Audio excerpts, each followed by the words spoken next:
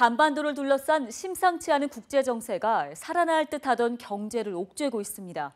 이럴 때일수록 탄탄한 실력으로 악재를 돌파하는 기업이 돋보이게 마련이겠죠.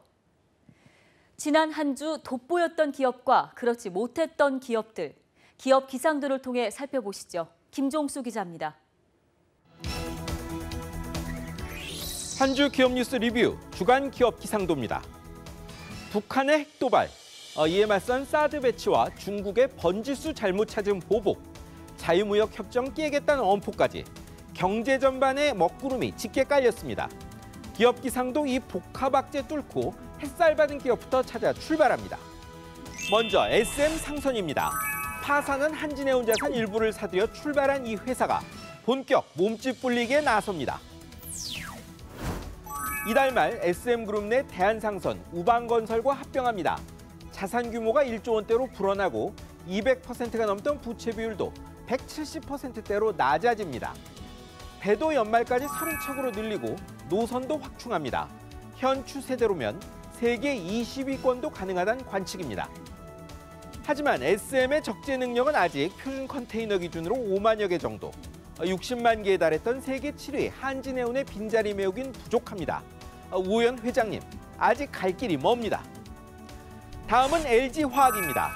전기차 바람 타고 한 달 만에 주식시장 시가총액이 6계단이나 뛰어올랐습니다. 한 달 전엔 23조 원, 13위였습니다만 지난주엔 26조 원대, 7위에 올랐습니다. 주동력은 2차 전지, 특히 전기차용 전지였습니다. 실적도 괜찮은데 유럽 공략을 위해 폴란드에 투자를 더 늘린다는 소식이 투자자들을 솔깃하게 만든 겁니다. LG전자도 전기차 부품 확대가 호재인데요. 덕분에 LG그룹주가 현대차그룹주 몸값을 넘어서기도 했습니다. 구본무 회장님, 시장에선 이러다 LG가 전기차 만드는 것 아니냐고들 합니다. 이제 흐린 기업입니다. 첫 흐린 기업 대림그룹입니다. 공정거래위원회가 이 회사의 일감 몰아주기 조사에 전격 착수했습니다. 지난 4일 공정위 조사관들이 찾아가 조사 시작했습니다. 타깃은 지주사 대림코퍼레이션이란 관측입니다. 주력인 대림산업 대주주이자 일감 몰아주기 전형인 물류, 정보기술 업종이기 때문입니다. 대림의 지배구조 개편 때부터 시민단체 문제 제기가 있었던 터라 조사 강도도 높을 전망입니다. 이미 하림그룹도 조사 중입니다. 일감 몰아주기를 세금, 재무부담 없는 경영권 세습 묘수로 착각한 곳이 있다면 생각 고치셔야 할 겁니다. 이번엔 DGB 금융지주 대구은행입니다. 비자금 조성 의혹으로 경찰이 들이닥쳤습니다. 경찰이 무려 12곳을 압수수색했습니다. 박인규 지주회장 겸 행장과 고위 임원들이 상품권 깡으로 30억 원대 비자금 조성했다는 혐의 때문입니다. 입출금 전표부터 샅샅이 뒤진다는데 곧 줄 소환도 예상됩니다. BNK 금융지주의 주가 조작에 이어 영남권 지방은행들 신뢰 손상이 이만저만이 아닙니다. 더구나 은행이 상품권 깡이라니요. 사실이면 정말 그 은행 못 믿을 것 같습니다.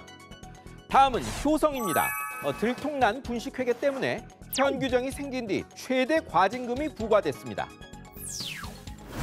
금융위원회 조사를 보면 2013년부터 작년까지 장부 가치보다 떨어진 금융자산 손실, 재고자산 같은 불리한 것은 줄이고 무형자산은 부풀렸답니다. 특수관계인에 제공한 보증도 빠뜨렸습니다.